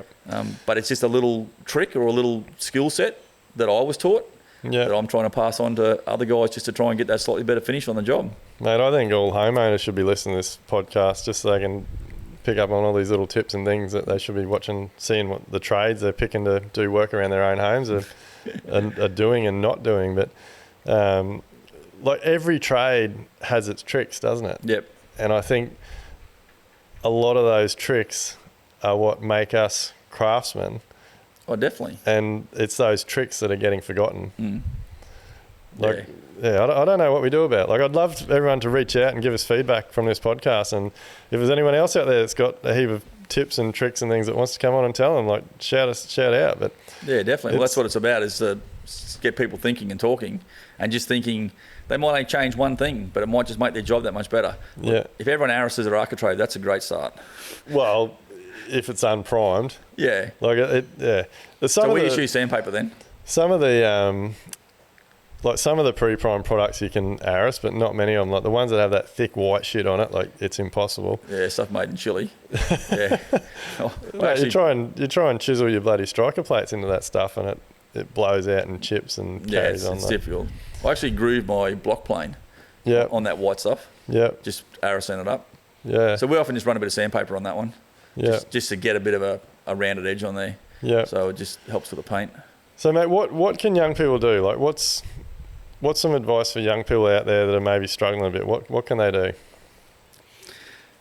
I think ask questions is the biggest one. Be enthusiastic and just show some interest and try and. I suppose it's hard if the person they're working with doesn't want to show them or doesn't know. That's probably the hard part, and that's what I probably struggle with. Is I was in a position that I was taught fairly well, and I've sort of learned a lot since then. But during my time, but you're passionate. Yeah, I'm passionate. Yeah, like you're like me. Like we've only got to where we are because we fucking love it. Yeah, like. You've got to have passion. Yeah. We had an apprentice years ago that I actually put off because I sat him down and said to him, "What do you really want to do?" And he said, "I want to do computers." And I said, "Well, why are you doing this?" And he said, "Because my uncle's a draftsman, my other uncle's a tiler, my other uncle's a builder, my other uncle's a cabinet maker." And I said, "You go home tonight and tell your mum and dad this is not what you want to do." Yeah. And his mum come to work the next day and tore strips off me. And what is he doing? He's not doing chippy, you give it away. Yeah. So you've got to have passion. Yeah. But understand there's tough times and good times. But for me, like, I go to work every day and I'm creating something. You're watching it come out of the ground, and when you leave in the afternoon, you see what you've done. And my team, like, I'm a bit like you. I'm still on tools a bit, but my team are doing a lot of stuff. My team will hear that, mate, and fucking give me shit forever. I'm not on the tools very much. No. No, but you still... I'm on the tools a lot around my own house, but yeah, not on our job. But you still got the passion. So, yeah, your boys might be doing... Well, we can't do what we do without team. Yeah. That's the bottom line. So on that, because I think this is important for younger people as well, and given that this podcast is aimed at trying to get some of this knowledge and stuff out there and get people motivated, how do young people... Like, one thing that I say a lot is I firmly believe that what we do is like nothing else. Like, whether you're a brickie, a plasterer, a plumber, like whatever it is, but most other industries, you can have 2, 3, 300, 3,000 people in a company. Yeah. They're not working over the top of each other. Like, you can have a company with 300 employees that are all working on a factory floor, stacking shelves, working computers. Yes, they might have to work together to get an outcome, to reach a target and all those, or a deadline and those types of things. But we are physically, like I've said this before on podcasts, like you can smell each other. Like you're in each other's pocket. Yeah, you're helping each other hold beams up, or soffit sheets, or one's cutting and one's nailing, or two are fixing cladding while one's cutting and a sheet of cladding. Like every single day, the outcome of that day is determined by how well you work together. Yeah, definitely. Do you agree on that? Yeah, 100%. So there is a lot of extra pressure in there, because it's not just if you're having a bad day, you're dragging your feet around, you're down in the dumps, you're affecting the outcome of everybody else, the other people that you're going to be working with that day. So it's culture, isn't it? Yeah. Trying to really instill a good culture in your team. And the other one is sometimes there will be someone that doesn't gel with the team. Yeah. Which is a decision you have to make. And I spoke before about the young guy I had last year, only for 2 weeks. When I look back at it now, my team shut off to him. Yeah. Like in the first week, they'd shut off to him. Yeah, we had a guy like that last year as well, and I missed it. Well, I didn't miss it. We were busy, and I should have let him go a lot sooner than we did. Yeah. It's a hard call. It is a hard call, but I think you've got to have the culture in that team so that they perform well or get on well together, and that makes the performance better. Yeah. So sometimes there is the hard calls that you got to make just to mix that team up, or like get rid of the one bag head, I suppose. Would you say the hardest part of running a building business is the team? Definitely, yeah. Like I definitely think that the team, there's just always so much going on. Like this week, or the last couple of weeks in particular in my building business, like I take everything very personally. So we've got a couple of young people that are injured. We've got guys dealing with mental health issues. We've got people that have had deaths in the family. Like there's all this stuff that goes on away from work that when you're working so closely as a team affects everybody. And then when you've got a lot of work on, like you can feel like the weight of the world's on your shoulders, because like as soon as you don't have team members there, yep, the progress slows down. You may have other jobs scheduled to get onto, so you've got to let people know that you're not going to turn up on time. Like there's such an on-flow effect, isn't there, that not having that good culture and that good team. And then I struggle with it because I feel for them. Yeah. Like I don't want someone coming to work if they're not in the right mindset, and if they're having difficult times. Like I want to support them. I want to give them time off. I want to get them to go and see someone. Like there's so much that goes on, isn't there? But that's what creates the good team, is because you're taking a bit of that on board. Whereas a lot of people just put the wall up, or they don't care. You know, that's not my issue, just get the job done. Yeah, there's someone off crook or whatever, but we don't really care about that. But because you're taking that on board personally, that's what's helping make a good team, because then they know that you're invested in them. And I think by showing that you're invested in them, that helps pull them through. Yeah. But the team is the be all and end all. It makes or breaks. Yeah. Because at the end of the day, like a lot of builders, I'm sure yourself and I know our business, like we could double or triple the size of our business in a heartbeat. Yep. Like there's no issue getting the jobs. There's no issue producing quality work. There's no issue running the business. Yep. Trying to build a team that all gets on together, and like it's so hard. Like everybody has different religions and opinions and beliefs, and like there's just so much to it. So yeah, I'm definitely a firm believer that a trade is very difficult to keep that constant good culture and good environment and people wanting to show up. Yeah, it is definitely. And because, as you said, everyone's in such close proximity of each other. Factory floors or big office buildings, you might have your own little cubicle. You're all there, but you're doing your own little thing. Yeah. Whereas, like you said, you know, you could be doing some boxing and you're holding something and someone's leaning over the top of you with a hammer because they're driving a peg in, and you hope they put deodorant on this morning, you know. You're screeding concrete, mate, and the guy on the screed's getting sweat dripped on him by the two guys pulling back. Like, yeah, that's right. You're in each other's face. Yeah. So culture and team are very important. Yeah. And we'll wrap this up very soon, because we've definitely covered a lot of topics. I actually think this has been a cracking podcast. I think there's been enormous value in it. and I really do hope that anyone listening that has heard all these little tips and tricks that maybe they've forgotten about, maybe they didn't know about, reaches out. Like I know I'd be more than happy to share photos or videos. I know, Craig, you share a lot of stuff on your Stuart Homes Renovations Instagram. Yep. Like that's what it's all about, isn't it? Like helping the industry and like improving the quality of things. But just one thing before we wrap up, because it's something that's been on my mind lately, and it ties in with what we're talking about. So with younger people, possibly not getting done as much as what we feel they should get done. Yep. It has this flow-on effect. And one of the things that I'm really passionate about it also scares me, I'm worried about, is the on-flow effect it has for our clients. Yep. Because it's costing all of us more money. That's right. So it's all good. Like we track our data. We know how long things take on job sites. And we can keep tracking that data. And when we price the next job, we can allow for what it takes. But if things are getting done slower and slower, and younger people that are coming through aren't in any hurry to get things done in a timely manner, yep. The one that it's affecting all of us because it's costing all of us money. It's making everything more expensive. Our clients are having to spend more money. Housing's already very expensive. And then I just take the last couple of days, we've had multiple team members off. So they're on salary, on wages, it's big money.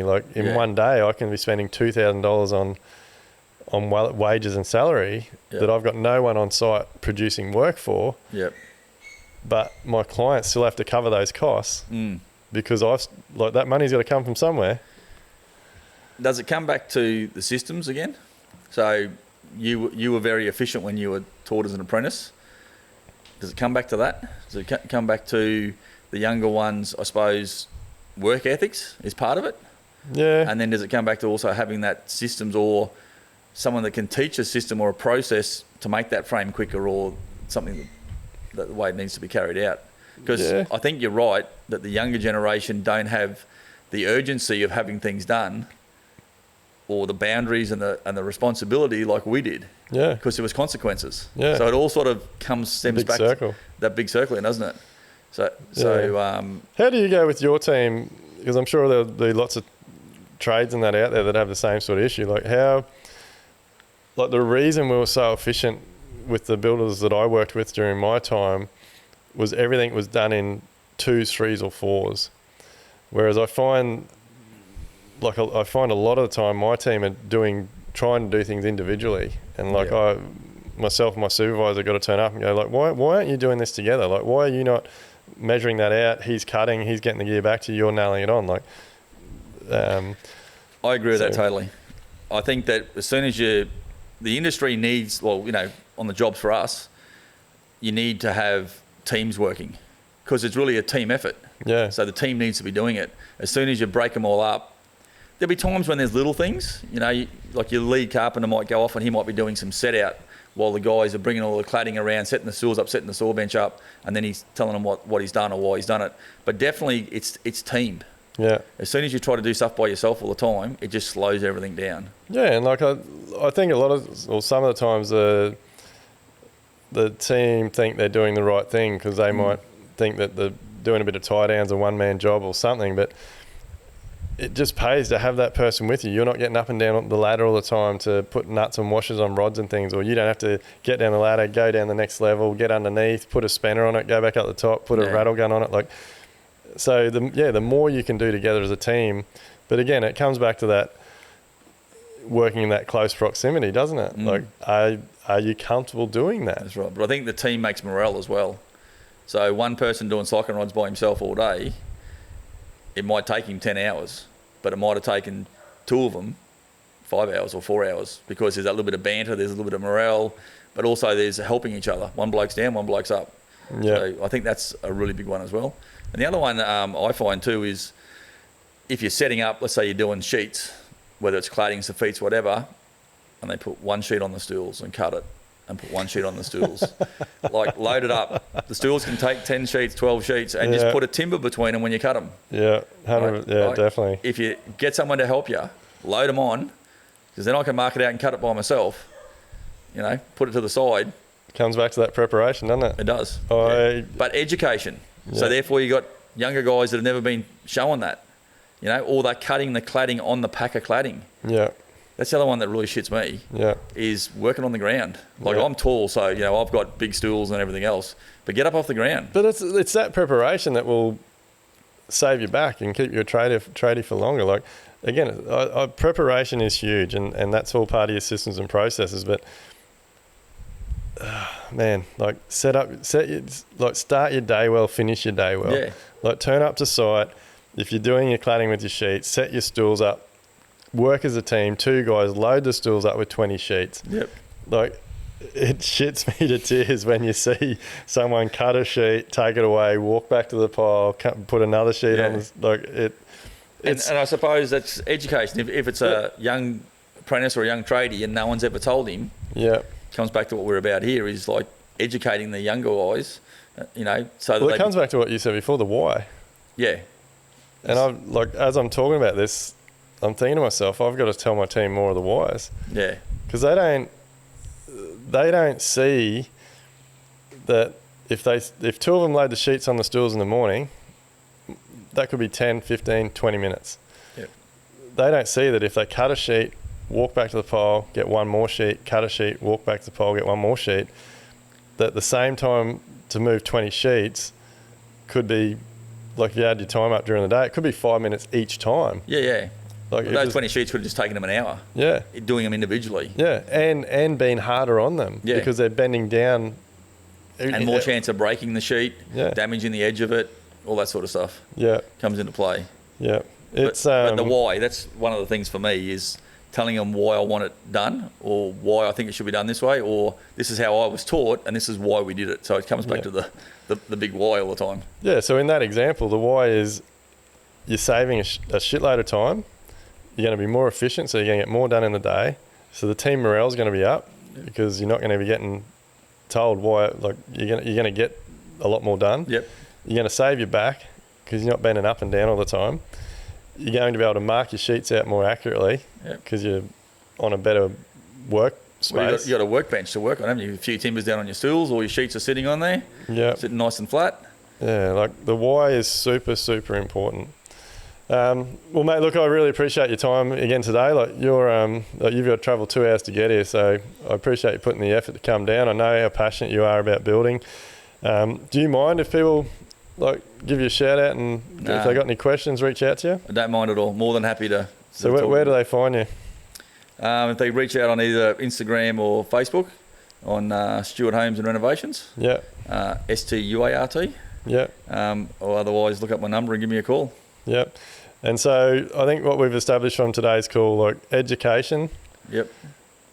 Figure out, like, explain the why. Yep. And put training time into your team. Yeah, that's a big one, I think. So the final thing to wrap this one up, how often do you have sessions with your team? Every week. Yep. Every week. Yep. No matter how big or small. So every job has its own little quirky thing. So we run whiteboards. Always got details on that. But I even bring up things that aren't even relevant. So if we're at work talking about jobs, I tell them about things that I did 15, 20 years ago, just to educate them. This is how we did it, or this is the product we use, and this is why we were doing it. So I just look at the more information I can give them, they take it on board. In the end, they become more beneficial to me. Yeah. So, yeah, and they love it. They like, probably hearing some old bloke stories, but I just try to educate them as much as I can. Yeah, it's super, super important. So look, for everyone out there that's listening, trades, builders, put in the time. Like, please make the time, educate your team, whether it's at a small toolbox meeting once a week. I really highly recommend that you get your team doing them every morning, do a pre-start meeting, run through, but have regular meetings with your team and educate them on what they're doing, the materials they're using, how they should be installing it, any tips and tricks that you've learned over the years. Get their input. Like, I think that's a big important one, isn't it? Like, make them feel comfortable, get them to ask questions, and something we touched on just before we started recording, you're talking to Shay about it, like, you can teach an old dog new tricks. Like, it's not all our way or the highway. So, like, that's right. If you never know. You might have a young bloke that might actually come up with a brilliant idea that will save you time. So having those team meetings, making sure everyone feels comfortable, and having regular conversations. Every now and then you might throw in a more detailed session where you book an engineer, or you go and do an event, or you learn more about a certain product like Craig and I do. But yeah, educate your team, spend the time with them, spend the money on them. Like, that's what ultimately that's what it's about, isn't it? It's investing time and money. It comes back tenfold. Then they want to come to work. They want to be there because they know you got their back. You're investing some time in them, so then they get interested in it. It's just not becoming just a mundane place to be. Yeah. Well, Craig, thanks very much, mate. Look, as usual, like, subscribe, do all that stuff. We really appreciate everyone following us. I am on a mission this year. I'm not sure when this podcast come out, but 2024, I want to hit 1 million downloads. So get behind me, share, like, comment, do everything you can. Let's fucking create a new industry, mate. Sounds good to me, mate. Cheers, mate. Are you ready to build smarter, live better, and enjoy life? Then head over to livelikebuild.com/elevate to get started.